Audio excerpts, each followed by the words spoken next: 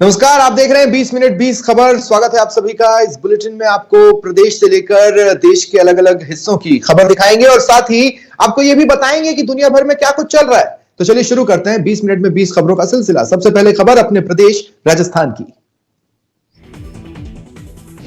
जालौर के कुम्हारों का वास स्थित शहर काजी गली में बुधवार सुबह 10 बजे से रहस्यमय आग लग रही है। आग हर 2 घंटे में घर में रखे सामान में लग रही थी। इसके नजदीक ऐसी कोई वस्तु भी नहीं थी। सूचना के बाद प्रशासन मौके पर पहुंचा, लेकिन कारणों का पता नहीं लग पाया। ये रहस्यमय आग पिछले कई दिनों से काजी गली के सिर्फ 4 घरों में लग रही है। हर 2 घंटे में अचानक आग लग रही है। ये आग कभी खड़ी महिलाओं के चुन्नी में लग जाती है तो कभी घर में पड़े सामान में अचानक लग जाती है। पूरे मामले को लेकर जालौर जिला प्रशासन ने अब इन घरों को खाली करवा दिया है और दूसरी जगहों पर उनके ठहरने की व्यवस्था कर दी गई है। घर के लोगों का कहना है कि पास में कब्रिस्तान है और वहां नगर परिषद की लापरवाही के चलते गंदा पानी कब्रिस्तान में जा रहा है। इस वजह से अचानक आग लग रही है। जितने जन घर में आग लगी, फोन में बात करता था। सिवाने वाले ने एडो खबाब आया था कि भाई गंदगी बहुत फैलानी है कब्रिस्तान में, क्या बूढ़ा बड़ा कम किया पड़ा है, थोड़ा रुक कम की पड़ी। नगर परिषद में एसटीएम साहब ने देना ही उठा रहा, फोटो भेजा, एसटीएम साहब ने दिया, बड़ा ही होना ही नहीं।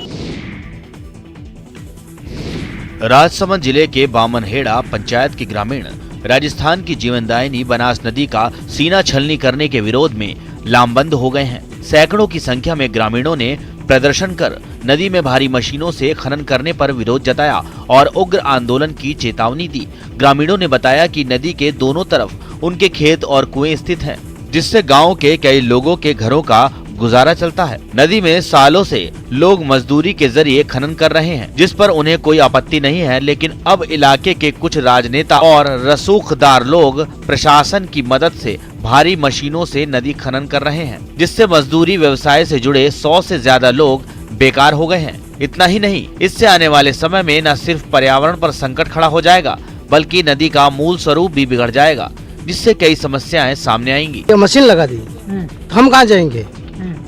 रोज का हम 500 रुपए इधर से मजदूरी करके ले जाते हैं।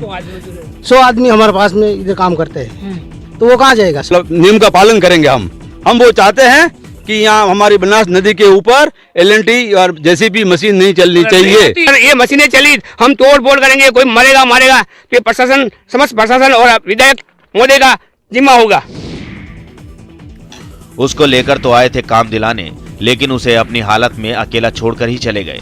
15 साल की नादान उम्र और बेगाना शहर, उसके लिए तो मुसीबतों का पहाड़ खड़ा हो गया था। ऐसे में मानव तस्कर विरोधी यूनिट और चाइल्ड हेल्पलाइन के लोग उसके लिए देवदूत बनकर आए। जी हां, झालावाड़ जिले के गंगधार थाना इलाके के चौमहल्ला कस्बे में पिछले कुछ दिनों से गुमनामी की जिंदगी जी रहे एक बंगाली लड़के को मानव तस्कर विरोधी यूनिट और चाइल्ड हेल्पलाइन ने नई जिंदगी दे दी। दरअसल 15 साल का ये लड़का कुछ लोगों के साथ काम की तलाश में बंगाल के अपने घर से निकला, लेकिन इसके साथ ही इसको राजस्थान के चौमोहल्ले इलाके में अकेला छोड़कर चले गए, जिसके बाद से ही ये लावारिस घूम रहा था। गुमनाम और लावारिस हालत में इस किशोर को देखकर चौमोहल्ला के कुछ युवकों ने लड़के के लिए खाने और बिस्तर की व्यवस्था की। साथ ही चाइल्ड हेल्पलाइन नंबर पर कॉल कर किशोर को मानव तस्कर विरोधी यूनिट को सुपुर्द किया।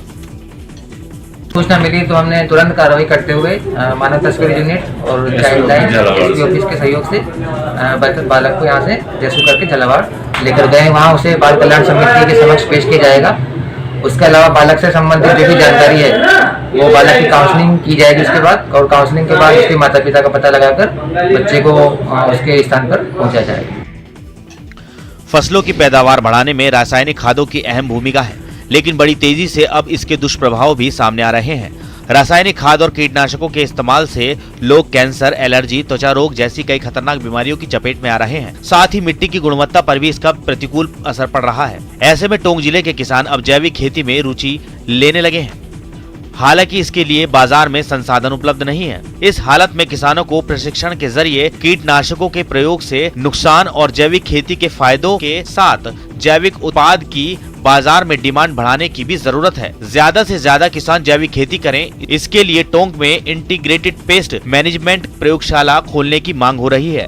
इधर राजस्थान सरकार की ओर से इस साल अलग से कृषि बजट लाने की घोषणा की हुई है, जिससे प्रदेश के साथ जिले का किसान भी उत्साहित है कि टोंक जिले में आईपीएम प्रयोगशाला खोली जाए जिससे किसानों को जैविक कीटनाशक, bio agent, trichoderma, trichogramma, pseudomonas, beauveria bassiana, metarhizium आदि जैविक उत्पाद आसानी से जिले में मिल सके और जैविक कृषि को बढ़ावा मिले। कोरोना की तीसरी लहर की तेज रफ्तार ने जैसलमेर में पर्यटकों की आवक में बाधा खड़ी कर दी। इसके चलते 3 महीने पहले ही ऑफ सीजन की आशंका ने सिर उठा लिया है। पिछले 3 महीनों खासकर नवंबर और दिसंबर में रोज हजारों की तादाद में देसी सैलानियों के आने से उत्साहित पर्यटन कारोबारियों के चेहरे पर एकदम से चिंता की सिलवटें उभर आई हैं। जबकि आसपास के राज्यों में कई तरह की पाबंदियों के कारण पर्यटकों का अच्छा प्रवाह जैसलमेर में होने से जनवरी फरवरी में भी बम्पर सीजन की उम्मीदें जग गई थी। जैसलमेर में पर्यटन के मार्च से जुलाई 2021 तक कोरोना प्रभावित रहा था, लेकिन बाद के महीनों में भरपूर सैलानी घूमने आए। ऐसा कोरोना की दूसरी लहर के ठंडी पड़ जाने के कारण हुआ, लेकिन पिछले रविवार से राज्य सरकार ने सप्ताह में 1 दिन कर्फ्यू लागू करने का फैसला लिया है, जबकि पर्यटन के लिए शनिवार और रविवार खास दिन रहते हैं। 2 महीने लोगों के चेहरों पे जो मायूसी थी वो जा चुकी थी, लोगों के चेहरे खुल चुके थे। जैसा कि सरकार की गाइडलाइन आ गई, अब हमें जो लोग प्री बुकिंग करवा चुके थे हमें उन्हें पूरा रिफंड करना पड़ रहा है, तो सभी की सभी बुकिंग्स कैंसिल हो रही है। ऐसा है कि कोरोना जब से आया है तब से पर्यटन जो है सबसे सेंसिटिव पॉइंट है, जो एकदम पहले खत्म होता है। आधुनिकता की चकाचौंध लोगों को अपनी संस्कृति और परंपरा से दूर ले जा रही है। ऐसे में गांव लोगों के लिए उदाहरण बनकर सामने आया है। आने वाली पीढ़ी को अपनी समृद्ध संस्कृति और गौरवशाली परंपरा की याद दिलाने के लिए गांव के लोगों ने अनोखा उपाय अपनाया है और घर की दीवारों पर रामचरितमानस की चौपाइयां लिख डाली हैं। ये गांव है बामनहेड़ा, जो राजसमंद जिले के नाथद्वारा तहसील में है। करीब 650 साल पुराने इस गांव की विशेषता है कि इस गांव के हर घर की दीवार पर रामचरितमानस की चौपाइयां अंकित हैं, जो हमें अपने संस्कारों की याद दिलाती हैं। ग्रामीणों का मानना है कि इससे गांव में युवाओं को अपने पारंपरिक संस्कार मिल रहे हैं। ये आने वाली पीढ़ी को जागरूक करना है और संस्कार के लिए ये चौपाइयाँ लिखी गई हैं कि नवयुग जो पीढ़ी आएगी उसको संस्कार मिलेगा और गांव का, देश का अच्छा कार्य होगा। और चलिए अब देख लेते हैं कुछ दूसरे राज्यों की खबरें। पीएम नरेंद्र मोदी का एक बार फिर दुनिया में डंका बजा है। पीएम मोदी को एक सर्वे के दौरान ग्लोबल वर्ल्ड लीडर्स लिस्ट में पहला नंबर मिला है। प्रधानमंत्री को इस लिस्ट में 71% अप्रूवल रेटिंग मिली है, जबकि उनके साथ के अन्य ग्लोबल लीडर्स रेटिंग के लिहाज से कहीं पीछे रहे हैं। ये rating morning consult political intelligence ने जारी की है। पीएम मोदी ने अमेरिका, कनाडा और ऑस्ट्रेलिया जैसे शक्तिशाली देशों के राष्ट्र प्रमुखों को काफी पीछे छोड़ दिया है। अमेरिकी राष्ट्रपति जो बाइडन तो 43% रेटिंग के साथ 6ठे नंबर पर हैं। कनाडा के राष्ट्रपति जस्टिन ट्रूडो को भी 43% रेटिंग अंक ही मिले हैं, जबकि ऑस्ट्रेलिया के प्रधानमंत्री स्कॉट मॉरिसन को 41% अप्रूवल रेटिंग मिली है। इस सूची में 66% अप्रूवल रेटिंग के साथ मैक्सिको के राष्ट्रपति आंद्रेस मैनुएल लोपेज ओब्रादर दूसरे नंबर पर हैं, जबकि तीसरा नंबर इटली के प्रधानमंत्री मारियो द्राघी का है, जिन्हें 60% रेटिंग मिली है। पीएम मोदी इससे पहले भी वर्ल्ड लीडर्स की पॉपुलैरिटी लिस्ट में अन्य नेताओं को पीछे छोड़ चुके हैं। पिछले साल नवंबर में भी उन्हें मोस्ट पॉपुलर वर्ल्ड लीडर्स सर्वे में पहला नंबर मिला था। प्रधानमंत्री नरेंद्र मोदी ने गुजरात के सोमनाथ मंदिर के पास बने नए सर्किट हाउस का उद्घाटन किया। करीब 30 करोड़ की लागत से मंदिर के पास बने नए सर्किट हाउस का पीएम ने वीडियो कॉन्फ्रेंसिंग के जरिए उद्घाटन किया। इस मौके पर पीएम ने अपने संबोधन की शुरुआत एक श्लोक से की। उन्होंने कहा कि भक्ति प्रदानाय कृपावतारम तम सोमनाथम शरणम प्रपद्ये, यानी भगवान सोमनाथ की कृपा अवतीर्ण होती है, कृपा के भंडार खुल जाते हैं। उन्होंने कहा कि जिन परिस्थितियों में सोमनाथ मंदिर को तबाह किया गया और जिन परिस्थितियों में सरदार पटेल जी के प्रयासों से मंदिर का जीर्णोद्धार हुआ, वो दोनों ही हमारे लिए एक बड़ा संदेश हैं। बता दें कि सर्किट हाउस को आधुनिक सुविधाओं से लैस किया गया है। इसे हर तरह से डिजाइन किया गया है कि हर कमरे से समुद्र का नजारा दिखेगा। सोमनाथ मंदिर के निर्माण में लगभग 5 साल लगे थे। मंदिर का शिखर करीब 150 फीट ऊंचा है। मंदिर के शिखर पर एक कलश स्थित है जिसका वजन 10 टन है। ये मंदिर पूरे 10 किलोमीटर तक फैला हुआ है। इसमें 42 मंदिर और हैं। मुख्य मंदिर के अंदर गर्भगृह, सभा मंडपम और नृत्य मंडपम है। मंदिर के दक्षिण और समुद्र के किनारे एक स्तंभ है जिसे बाण स्तंभ के नाम से जाना जाता है। क्षेत्र में वृद्धि। देश की गोपनीय जानकारी को लीक होने से रोकने के लिए सुरक्षा एजेंसियों की तरफ से नई एडवाइजरी जारी की गई है।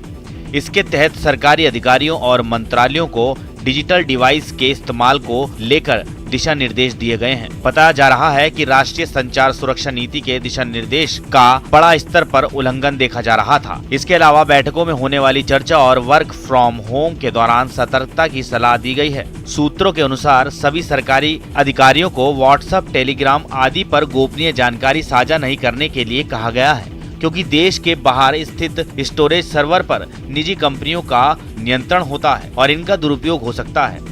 सूत्रों का कहना है कि वर्क फ्रॉम होम या घर से काम कर रहे अधिकारियों को भी वीडियो कॉन्फ्रेंसिंग के लिए निर्देश जारी किए गए हैं। सभी मंत्रालयों से ऐसे उल्लंघनों को रोकने के लिए तत्काल कदम उठाने और गोपनीय जानकारी के साथ काम करते हुए संचार सुरक्षा नीति का पालन करने के लिए कहा गया है। प्यार किया तो हुई चप्पल से पिटाई। जी हां, बिहार के मोतिहार में एक पंचायत ने प्रेमिका से मिलने आए प्रेमी की चप्पल से पिटाई का फरमान सुनाया, और वो भी प्रेमिका के ही हाथों।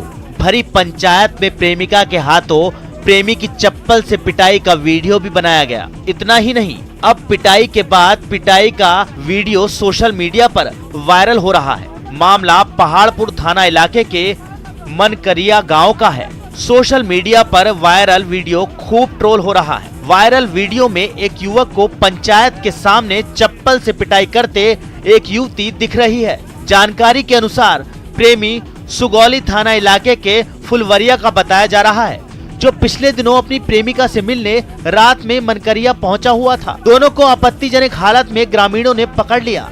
रात में प्रेमी की जमकर धुनाई हुई। उसके बाद अगले दिन गाँव में पंचायत बैठी, जिसमें पंचायत जनप्रतिनिधियों ने प्रेमिका के हाथों प्रेमी की चप्पल से पिटाई कराई। बाद में प्रेमिका से नहीं मिलने के कागजात बनवाकर प्रेमी को छोड़ने की बात कही गई।